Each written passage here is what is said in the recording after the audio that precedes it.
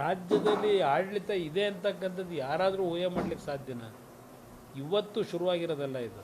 ಈ ಭಿನ್ನಾಭಿಪ್ರಾಯ ಇಲ್ಲ.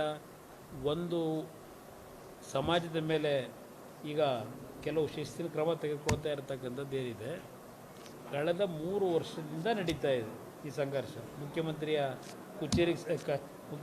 ಕುರ್ಚಿಗೆ ಸಂಬಂಧಪಟ್ಟಾಗಿ ಒಬ್ಬರು ಮುಖ್ಯಮಂತ್ರಿ ಆಗಬೇಕು ಅಂತಾರೆ, ನಾನೇ ಮುಂದೆ 5 ವರ್ಷ ನಾನೇ ಅಂತ ಇನ್ನೊಬ್ಬರು ಹೇಳ್ತಾರೆ. ಇದು ನಿರಂತರವಾಗಿ ನಡ್ಕೊಂಬಂದಿದೆ. ಬಹುಶಃ 2 ಉಪಚುನಾವಣೆಗಳ ಹಿನ್ನೆಲೆಯಲ್ಲಿ ಒಂದು ಸಣ್ಣ ಬಿರುಕೇನು ಪ್ರಾರಂಭ ಆಗಿದೆ. ಅದು ಯಾರಿಂದ ಪ್ರಾರಂಭ ಆಗಿದೆ, ಯಾರು ಮೇಲೂ ಯಾರು ಕಡಿಮೆ ಅಂತಕ್ಕಂಥದ್ದೇನು ಪ್ರಾರಂಭ ಆಗಿದೆ. ಇದು ಜಸ್ಟ್ ಒಂದು ಪ್ರಾಥಮಿಕ ಹಂತ ಪ್ರಾರಂಭ ಆಗಿರ್ತಕ್ಕಂಥದ್ದು. ಮುಂದಿನ ದಿನಗಳಲ್ಲಿ ಏನು ಬೆಳವಣಿಗೆ ಆಗುತ್ತೆ ಅನ್ನೋದನ್ನು ನಾಡಿನ ಜನತೆಯೂ ಕಾಯ್ತಾ ಇದ್ದಾರೆ. ಈಗ ನಡೀತಿರ್ತಕ್ಕಂಥ ಬೆಳವಣಿಗೆ ನೋಡಿದಾಗ ಯಾವುದೇ ಸಮುದಾಯದ ಬೆಂಬಲ ಒಂದು ಪಕ್ಷಕ್ಕೆ ಪರ್ಮನೆಂಟ್ ಆಗಿರುತ್ತೆ ಅನ್ನೋದನ್ನು ಹೇಳೋಕ್ಕಾಗಲ್ಲ. ಈಗ ಉದಾಹರಣೆಗೆ ಬಾಬರಿ ಮಸೀದಿ ಹೊಡೆದ್ರು, ಆ ಸಂದರ್ಭದಲ್ಲಿ ಕಾಂಗ್ರೆಸ್ನ ಸಂಪೂರ್ಣ ತಿರಸ್ಕಾರ ಮಾಡಿದ್ರು ನಾಡಿನ ದೇಶದ ಜನತೆ. 140 ಸೀಟಿಗೆ ಬಂತು.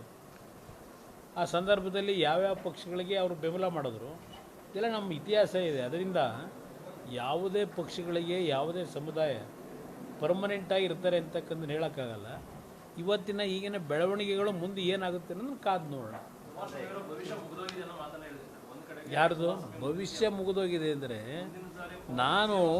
ನಾನು ಹೇಳಿದಂಥದ್ದು ಬ್ರದರ್, ರಾಜಕೀಯ ಭವಿಷ್ಯ ಮುಗಿದೋಗಿದೆ ಅಂತ ಅಲ್ಲ. ಇವತ್ತು ನಾಡನ್ನು ಆಳಬೇಕಾದ್ರೆ ಎಲ್ಲ ರೀತಿಯ ಸಾಮರ್ಥ್ಯತೆಯೂ ಬೇಕು, ಆರೋಗ್ಯವಾಗಿರಬೇಕು. ಆ ಒಂದು ಹಿನ್ನೆಲೆಯಲ್ಲಿ ನಾನು ಸೂಕ್ಷ್ಮವಾಗಿ ಹೇಳಿದಂಥದ್ದು, ಭಗವಂತನ ದಯದಿಂದ ರಿಕವರಿ ಆಗಿದ್ದೇನೆ ಫಿಸಿಕಲಿ.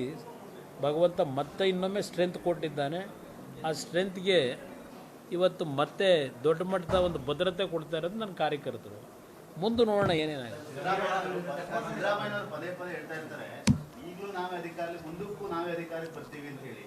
ಅದು ಮುಂದೆ ಗೊತ್ತಾಗುತ್ತದೆ. ಭಾಳ ಜನ ಹಿಂದೇನೋ ಭಾಳ ಜನ ಅದನ್ನೇ ಹೇಳಿದ್ದಾರೆ.